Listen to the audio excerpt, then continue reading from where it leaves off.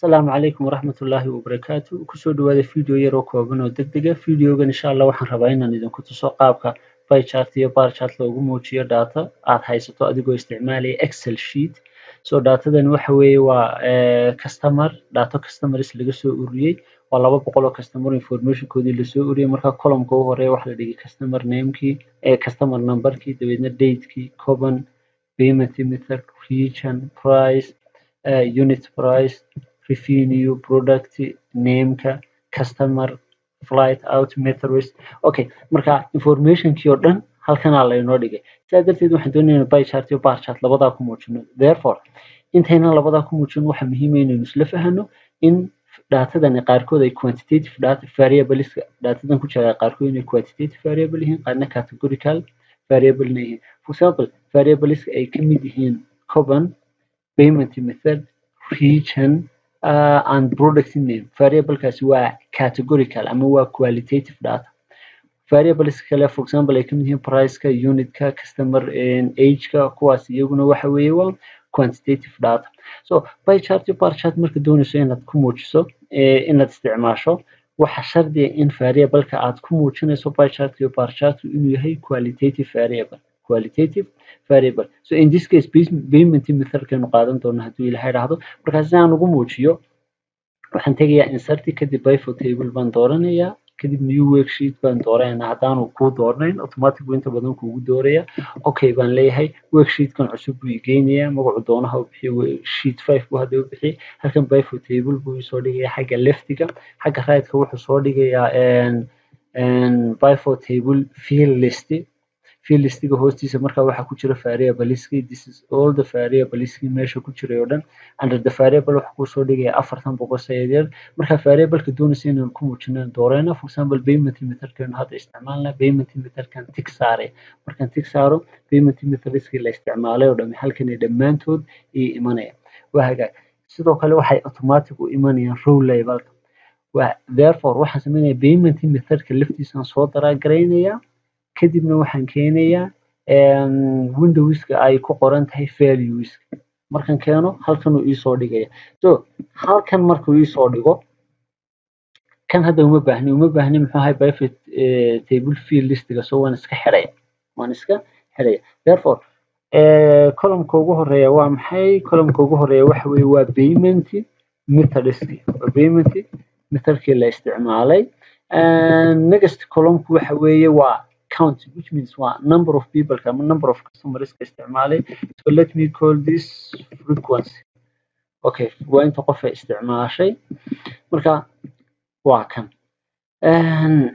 farsiyan waa weynayo highlight aan saaro 13 aan ka dhigo si aynu dhamaanteen u arki karno okay view aan tago grid lines kana iska qaado marka waa kan information-kii table-kan aan soo koobnay therefore intana waxaan doonayaa inaynu pie chart ka dhigno iyo bar chart marka bar chart aan ku horeeyo column bar chart iyo labo nooc bar chart aan ku muujin doono haddii la helaado marka insert baan tagayaa column bar chart baan marka hore dooranaya kadib waxaan dooranayaa this one ay ku qoran tahay cluster column bar chart marka kan uu soo dhigay waxaan iskaga saaro ma baahni frequency iyo payment method-kii waxyaabahan marka ku dul dhufo right click kadib waxaad dooranaysaa hide all field buttons on the chart marka dhamaantood uu ka wada qaaday totalka ma baahni ku dul dhufo kadibna keyboard-kaagunba waxaad taabanaysaa delete grid lines-kan ma baahni ku dhufo marka highlight garooban keyboard-ka delete taabo title-ka bedel halkan hadaad u baahan tahay aan ka dhigno bar chart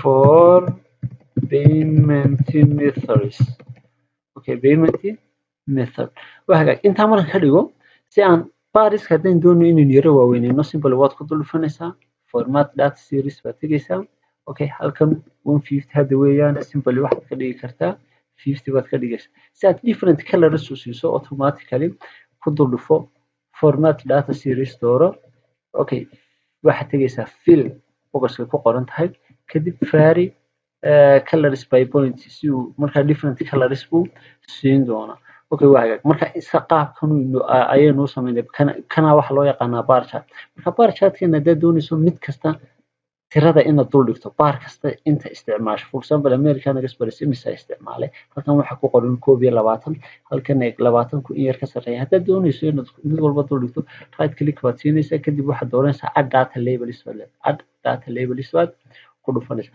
Marka qaabkaas uu kuugu soo dhigay. Okay, marka this is the bar chart. Bar chart-keeni markaa waa kan. Kana wuxuu ku noqonayaa bar chart-keeni oo weliba column bar chart. Column bar chart waxaa loo jeedaa waa bar chart bariskiisu ay vertical yihiin. Bar chart ay bariskiisu vertical yihiin. Bariskiisu horizontal bay noqon karaan. Haddaad doonayso mid horizontal inaad sameyso, simply the same process baynu maraynaa. Insert baynu tegaynaa, kadib waxaad dooranaysaa bar charts, kadibna kuwa horizontal aad dooranaysaa. Okay, kuwa horizontal-ka. Saynu iskaga qaadno frequency iyo payment meterkan ku dul fur, right click baad siinaysaa, hide all field buttons on the chart baad leedahay. Totalka uma baahna, ku dul dhufo, markuu highlight garoobo delete buttonka taabo. Ku dul dhufo muxuu ahay grid lineskan uma baahni, markuu highlight garoobo delete buttonka taabo. Title-ka haddaad doonayso inaad bedesho, ku dul dhufo, highlight saar, kadibna title-ka doonayso oo bixi. Maxaan bixinaa the same aynu bixino title bar chart for payment method aynu nahno. Okay, bariskan si aynu haddaad doonayso inaad yaro waaweynayso the same way ku dul dhufo, format data series tag, kadib halkan waxaanu ka dhigaynaa maxay 50 baynu ka dhigaynaa. Okay, colorska haddaad doonayso inaad bedesho oo sida kii oo kale different colors aad siiso, simply maxaad leedahay, waad ku dul dhufanaysaa, format data series baad tegaysaa, fill baad dooranaysaa, vary different vary colors by point baad tick saaraysaa. Boxkaasaa tick saaraysaa, marka different colors uu siin hadaad ka qaaday dhammaantood isku wada color bay noqon. Okay, marka waad iska close garaynaysaa. Haddaad doonayso inaad the same way aad frequencies-ka dul dhigto, yacni mid walba inta isticmaalay ku dul dhufo, waxaad doonaysaa add data labels baad doonaysaa, add data labels. Marka qaabkaasuu isna usoo dul dhigaya. Okay, marka labadanba waa bar chart. Maxay ku kala duwan yihiin? Mid bariskiisu waa vertical, midna bariskiisu waxa weeye waa horizontal. Waa hagaag.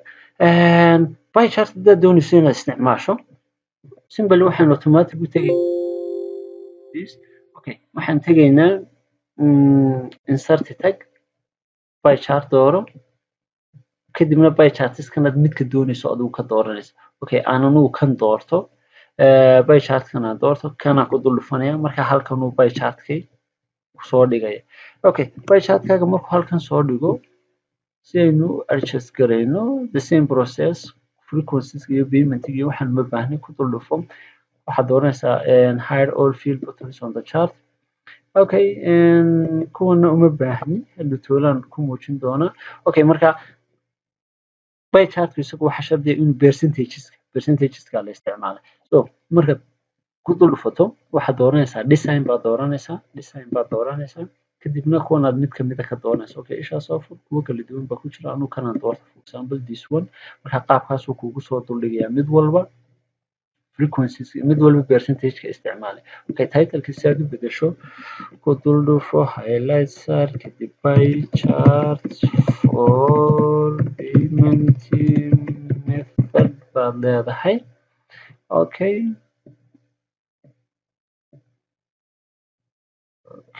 aan kan dhigo, kan aan soo dhaweeyo.